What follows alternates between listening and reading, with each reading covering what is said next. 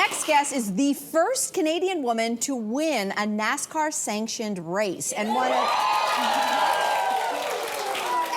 that's not all. She is one of only 10 women on the circuit. So she just competed at the biggest and the baddest NASCAR track, the Talladega Super Speedway. Sweet, all right, driving at speeds of over 300 kilometers per hour.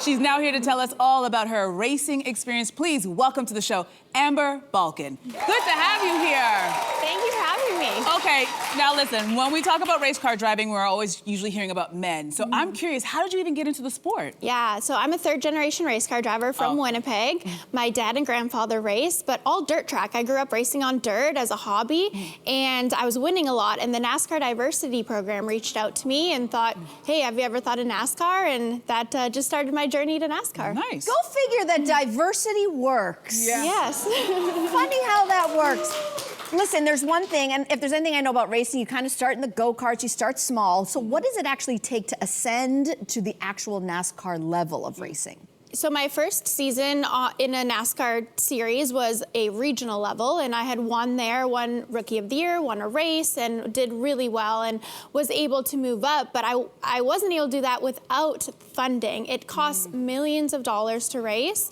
And so not only do you need to show your credibility and your talent on track, but you also need to raise millions of dollars to move up to that national level of where I'm at now. Okay, well, okay, wait. You're talking about financing for this sport. So when you say you need millions, how much money have you had to raise in your career so far? So far I've raised about 6 to 7 million on my own. Yeah. Wow. Thank you.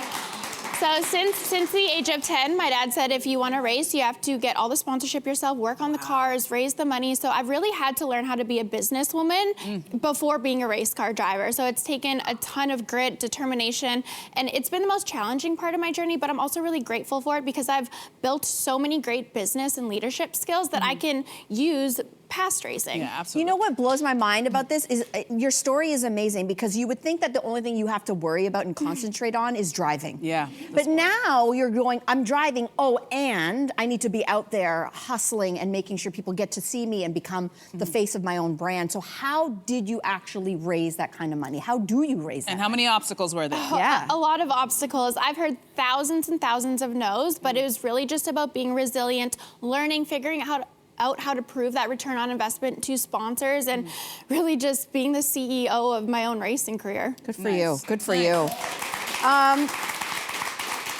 So here's the thing that anybody knows about racing. It can be a really dangerous sport. And in fact, last year you had a crash, you broke your foot, and you were out then for the rest of the season.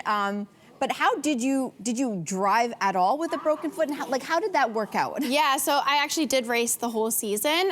Over half the season I raced with a broken foot. We put a carbon fiber insert into my boot to give me a little bit more stability.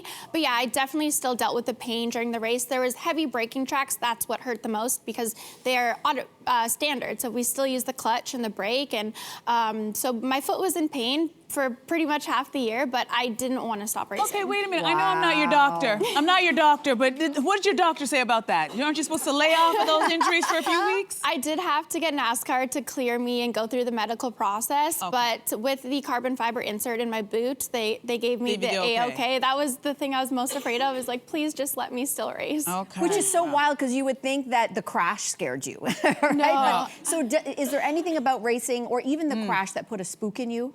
No, honestly, crashing doesn't scare me. Crashing is inevitable in racing. The only thing that scares me is the fear of failure. I feel I have a responsibility to show what women are capable of doing on the track. And when I'm not performing at my best or I'm making mistakes, I feel like I'm letting other women down. And that's honestly the only thing that really scares me. Listen, you're never letting us down. We're so proud of you. It's such a huge thing of what you're doing.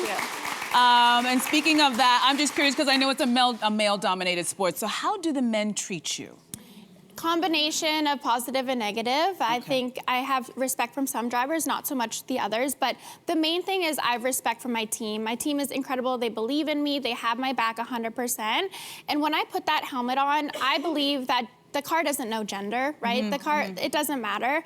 But in the same respect, if I were to completely ignore the fact that I am a woman, it would mean denying the responsibility that I have to make a positive impact in this sport. Good point. Good for you.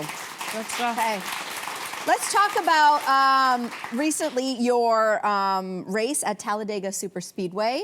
Talladega, if you're not first, you're last. Yes. Right? It's been in my mind the whole time. I watch that movie every night before I race Talladega. But listen, first of all, this is such a great video. I could just watch this all day. It is known as the biggest, baddest track in NASCAR. So what was it like racing there? Talladega is complete chaos, complete energetic mayhem. We are over 300 kilometers an hour, centimeters away from each other. You have people in front of you, around you, spotters in your ear talking, crew chiefs in your ear talking.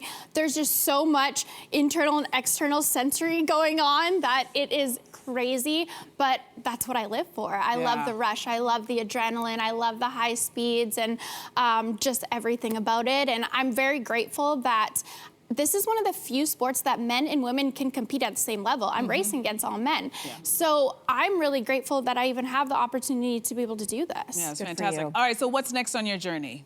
Next is more races. I definitely want to keep racing. However, I am needing more sponsorship for the rest of the season. So if anyone would like to pass the hat around. That's right.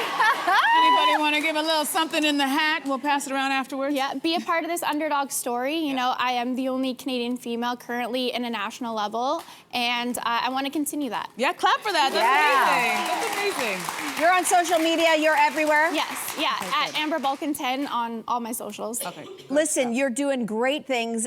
I wish that you could just focus on racing, so let's see if Canada can help you do just that. Thank you for representing. Thank you. Thank you, Tanya. Hey, you, come a bit closer. We've got so many more must-see interviews, spicy debates, lifestyle tips, and pop culture moments. So subscribe to our channel by tapping the logo below and don't miss out.